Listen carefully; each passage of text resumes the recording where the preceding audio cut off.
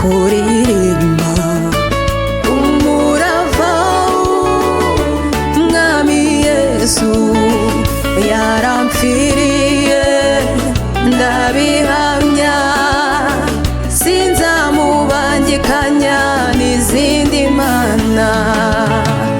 umutima wo kuramya nzawuhoza ku Mwami Yesu yaramohoye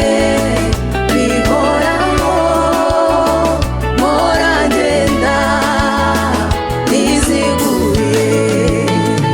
umutima wo kuramya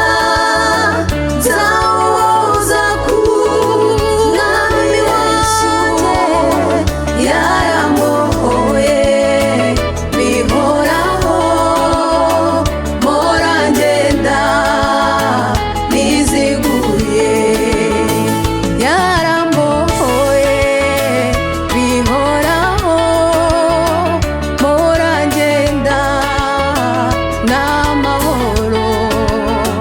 yarambohoye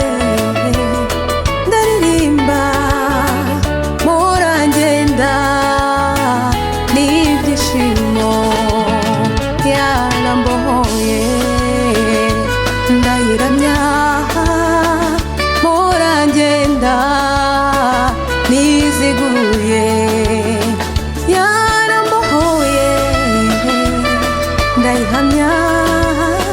kumumenya nibwo buzima